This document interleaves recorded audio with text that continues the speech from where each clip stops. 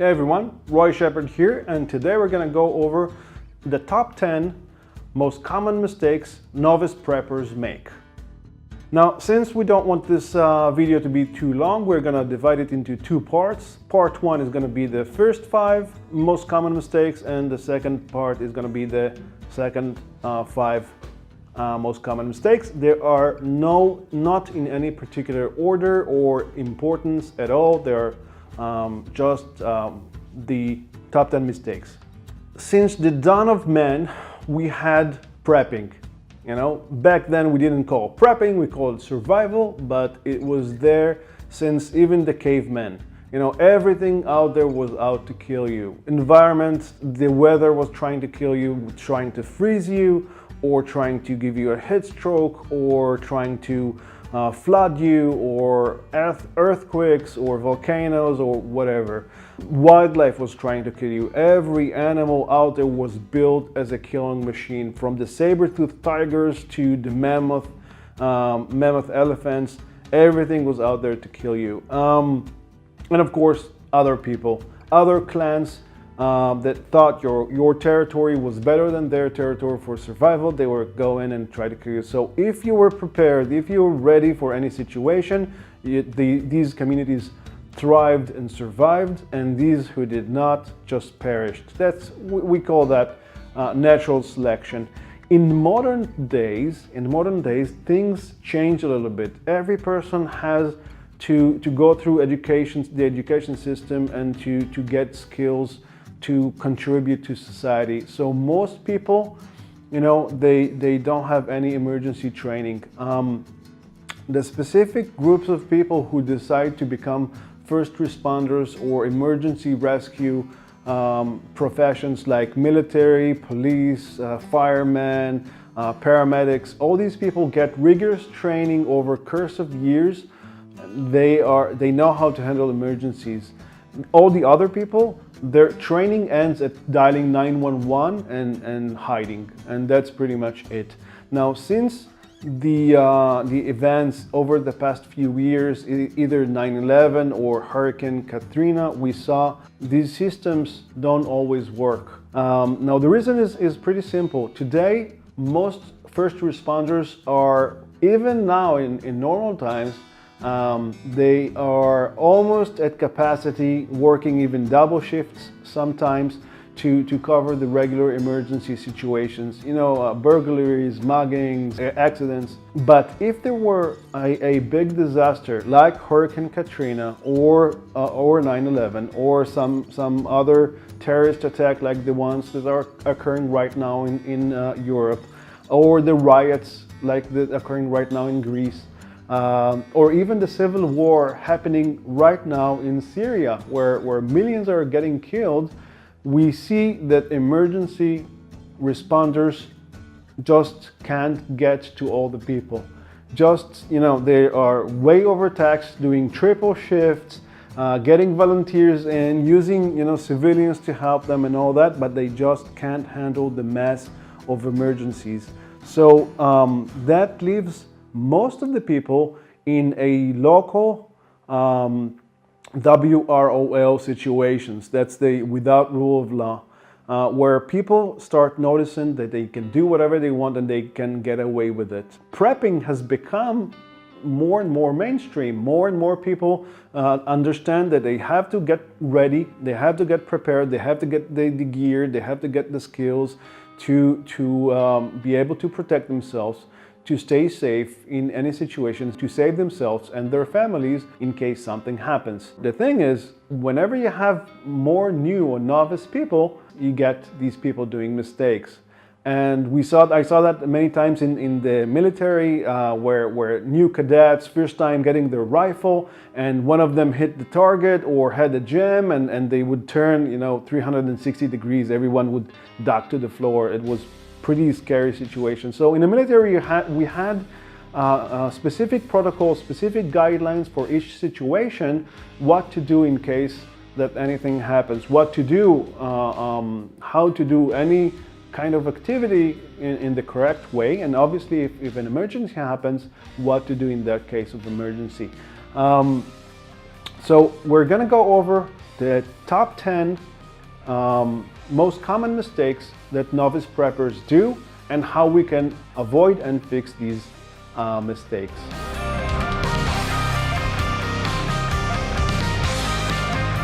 So what I see in many novice preppers is they are out of shape, overweight, they don't have the endurance to keep on in a survival situation. They get winded very quickly, can't really carry a lot of weight on them, they get tired if they go up a flight of stairs. It's very common. Let's face it, we know that we need some fitness to be able to survive, emergency situations. We understand that, all of us do. But most of the people, they try to, force themselves into a very hard or very unrealistic fitness regime. And usually what happens, they do it once, they do it maybe they do it twice.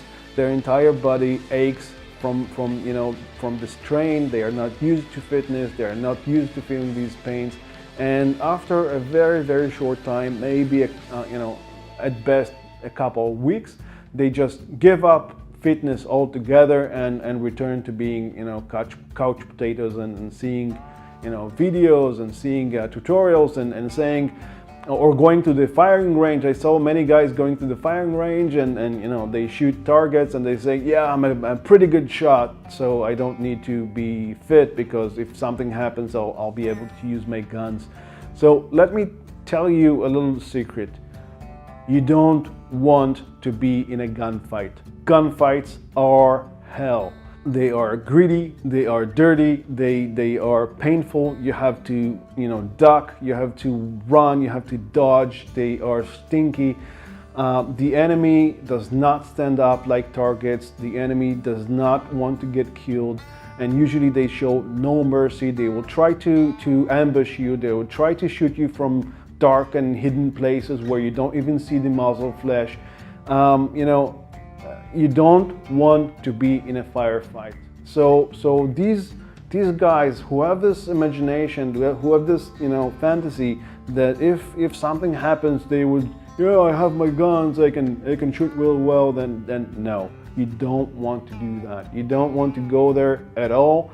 And in survival situation, in an emergency, we'll have to run, dodge, we'll have to carry weight, we'll have to maybe administer first aid to our wounded teammates, and we'll have to carry them. So we need minimal fitness to be able to do these things, to be able to carry a 10 kilogram, maybe 15 kilogram, that's about up to 30 pounds on our back without getting tired, and that's not something we can do if we're completely out of shape. So here is the thing that I found to be most effective. At one point I was injured. I got my ankle twisted and I couldn't do any fitness exercises for a couple of months, and I got pretty much out of shape. And going back to being fit, it's a process. It's not instantly. If I try to go instantly and return to normal fitness routines, I would just wreck up my entire body. I would be completely debilitated with muscle pains all over. So start at your own level. That's the first thing that you need to do. Start at your own level, do your best, and forget the rest. If all you can do is the minimum of minimum, just go for walks outside. Go for a walk outside in a pace that as if you're late for a meeting or something, like a good pace, and walk for about 30 minutes. Do that 3 times a week, and maybe take a longer walk. Maybe do a 1 hour or 2 hour trip to the park to around, to make things interesting. Then maybe incorporate some weights. Start with like 5 kilograms or 10 pounds dumbbells and do some biceps, or start really slowly and really gradually and go from there. And eventually what you want to do is be able to walk comfortably for hours with about 30 pounds on your back. You want to be able to lift about 50 kilograms, that is about 100 pounds with your hands. But that takes time. That is not something that takes time. It's not something that happens overnight. So be very, very gradual. And once you are able to do common fitness things that you think you can do in a survival scenario, then you're ready. So yeah, do your best and forget the rest.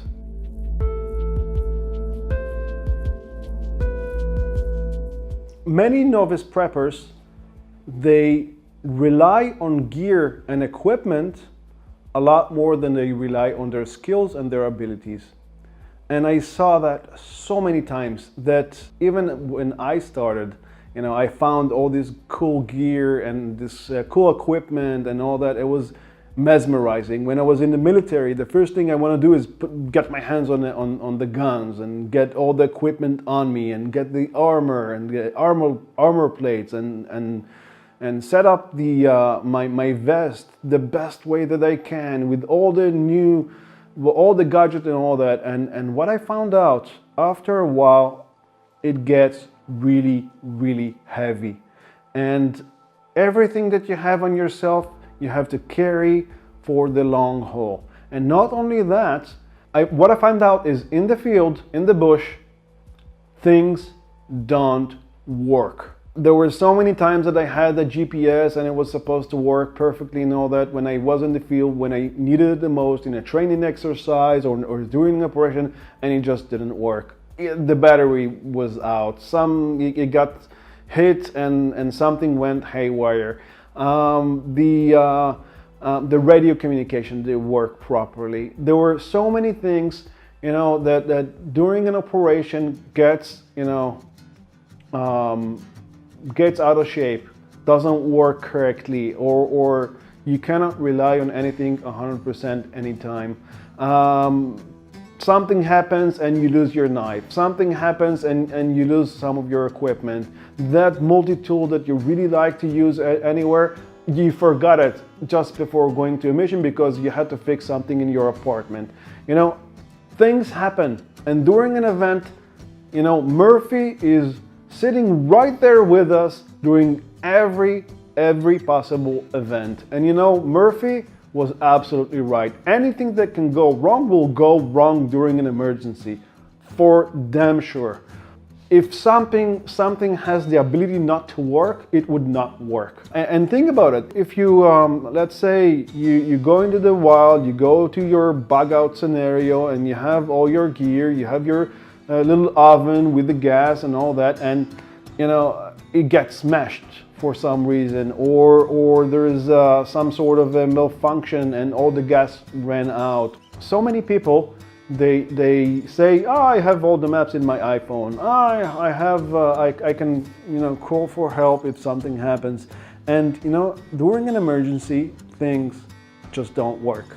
So what I would suggest is, first, before buying so much equipment, before buying all the gear, start getting your skills. Start getting your basic survival skills, from knowing how to dress up correctly for any situation to making sure that you have the tools that you need, for the minimum amount of tools that you need for the operations that you're gonna have, 2, maybe even 3 fire starters.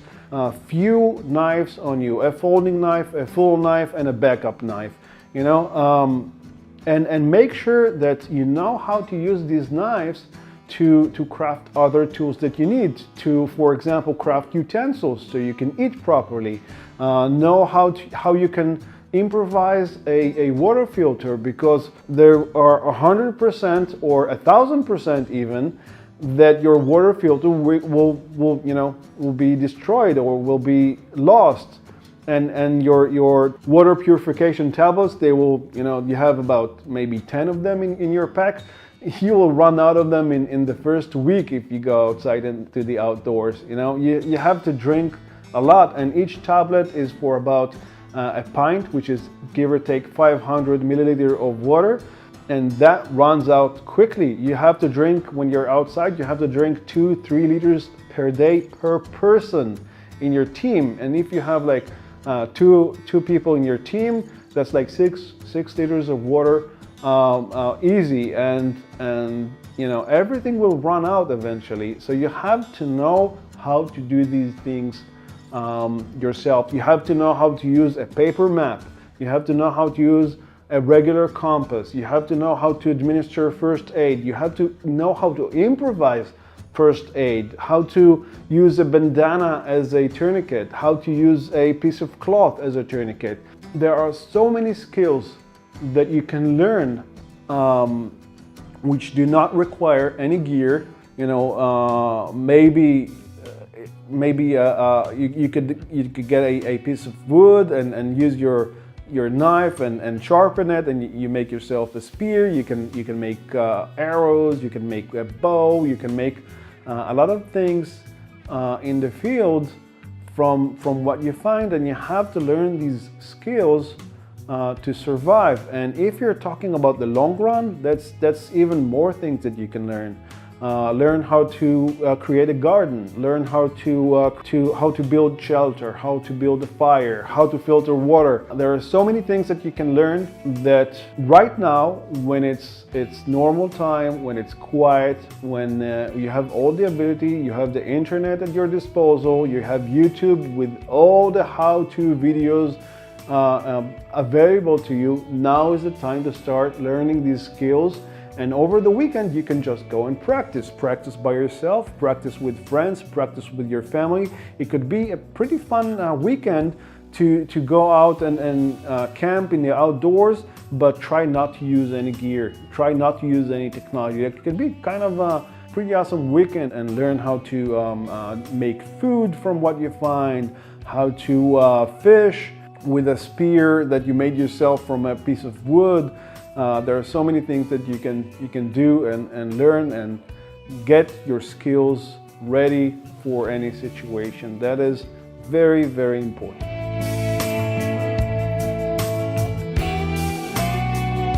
The next big mistake that I saw in so many preppers, so many new preppers, is they start stocking up the wrong food. They say, oh yeah, I need to prepare, I need to get ready, I need a bug out bag, I need a shelves with a pantry with food that will last me a month, 2 months, a year, whatever. And they start stocking the wrong food. So many times I saw people stock sweetened sodas like Coke or Pepsi or whatnot, and other people stock ramen and noodles and all that. These noodles, and they stock sweets and even potato chips and stuff like that. And the thing is that most of these foods are really do not contain any nutrients. They are not satisfying. You will eat them, but you will not get satisfied at all. And worst even, they will make you feel bad. In survival situations, you have to stock up food with a high nutritional value. You can store grain. If you get grain like rice or beans or chickpeas, and you can actually store them in vacuum sealed packs. They can even hold up to 30 plus years in your pantry in case of an emergency. And rice is fantastic because it doesn't take a lot of space, and it will keep you going for a long while. Beans are fantastic. In the early years of America, and during all the cowboys and stuff, beans was the primary food for cowboys on the go. They would eat cowboy beans mixed with some sort of a tomato juice or tomato sauce or whatnot. But that's basically what they ate, and it's not a coincidence that they did that. Beans are fantastic. They have high protein value. They can be freeze dried and be good for a really, really long time. Preservatives, you can make your own preserves from fruits, vegetables. You can make jams and have them. But what's important with these type of foods is to have some sort of a rotation. A good practice would be to have some sort of a clipboard in your pantry and write the dates of each one of the jars that you have there, and have them rotated, have everything rotated into your daily food. You can eat rice once or twice a week. You can eat beans once or twice a week. You can eat jams in the morning. It's pretty nice to eat some jams. And so you can rotate all your pantry depending on what we call the FIFO, first in, first out method.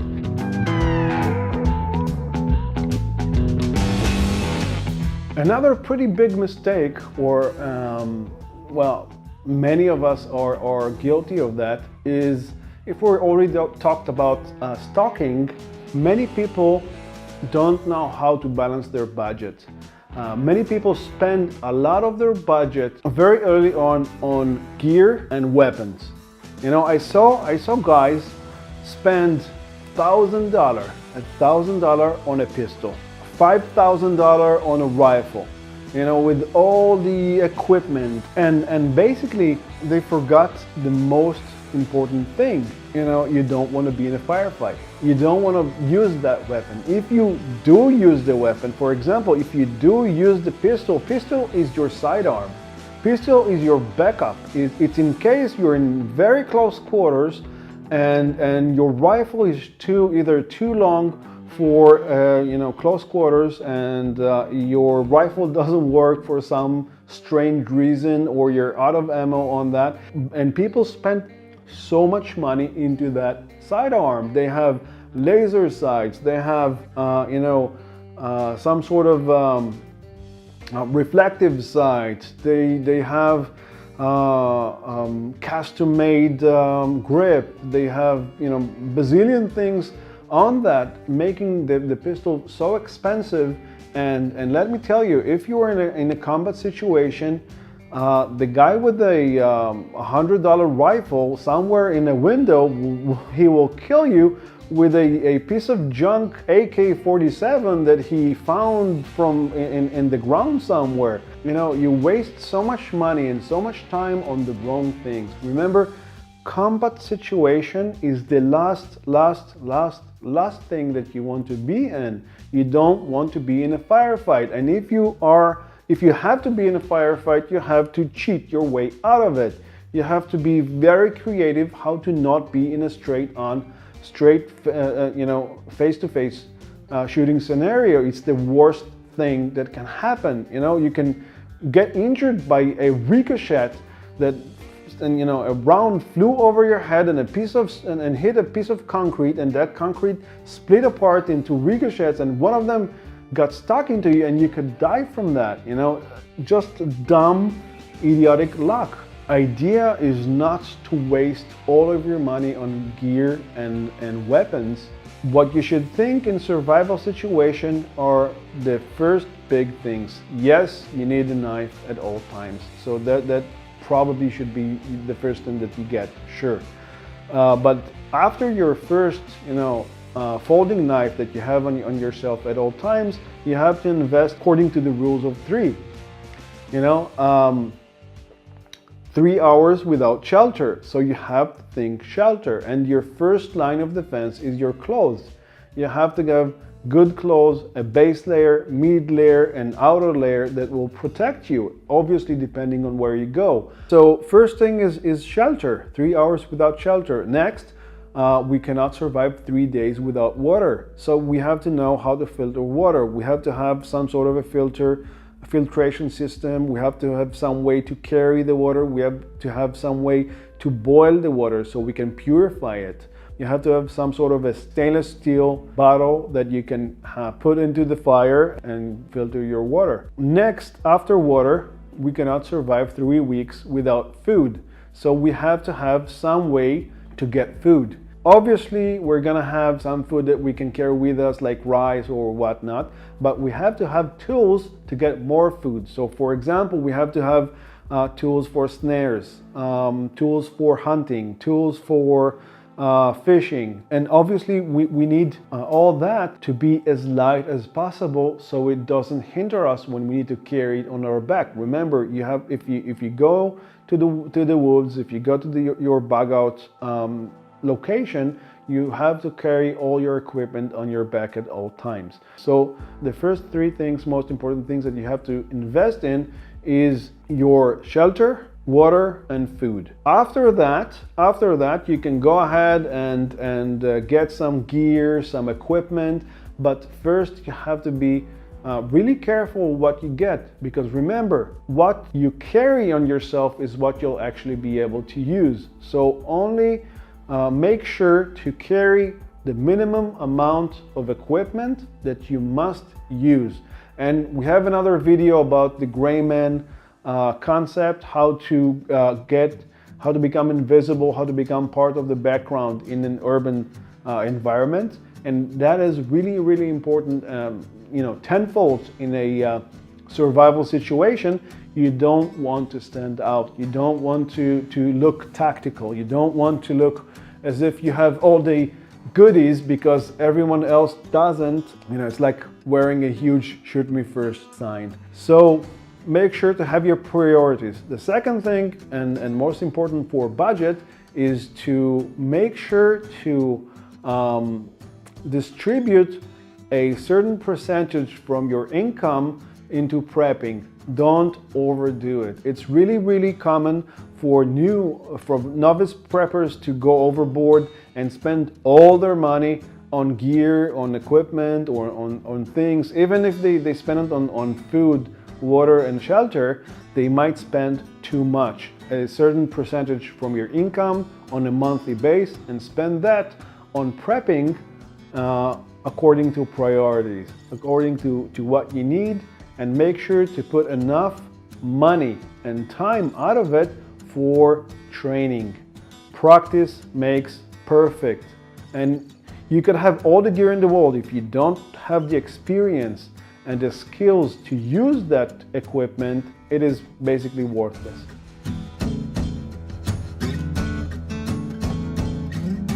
The next big mistake that I see many novice preppers do is they think like a lone wolf.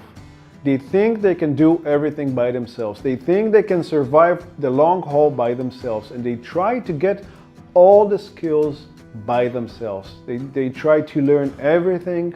They try to survive by themselves. They think that if something happens, I will go by myself to some remote location and fortify it, and everything will be fine. Well, let me tell you, this is the sure way to either get clinically insane or get yourself killed by a gang of marauders that will come your way when you're least expecting it. There is, a very basic and fundamental thing that we preach is safety in numbers. Safety in numbers is not a joke. It's really, really important. And once a catastrophe hits, once a WROL situation will be upon us, which is gonna happen sometime. We don't know when it's gonna happen, but it's gonna happen sometime after a disaster, after a global collapse. Who knows what would happen? But when it does, I guarantee that about 90% of all Americans, most of them are gonna go and become part of groups, either criminal gangs like prison gangs, or even mafias and whatnot, and others will join their their community groups like churches, fight clubs, different type of activity clubs, and these are the people that you're gonna join and become part of in case that something happens, because it's safety in numbers. And usually the first thing that happens is depending on your your location. It's very, very location dependent, which means that in most cases, your next door neighbor is going to be in your first group. So one of my first recommendation is get to know thy neighbor. You know, get to know your neighbors, get to know who is around you, because in case of an emergency, these are the people that you're going to be depending on for safety. So yeah, get a community, start having some sort of a plan, and make sure that you do weekend activities with these people, activities over the course of time. Make sure these are people that you have, you're like-minded and you enjoy spending time with. And not to make this video too long, this is the end of part 1 of the top 10 most common mistakes novice preppers make. And in the next installment, we're going to go over the next 5 most common mistakes that novice preppers make. Thanks for watching, and I will see you next time. And until then, stay safe.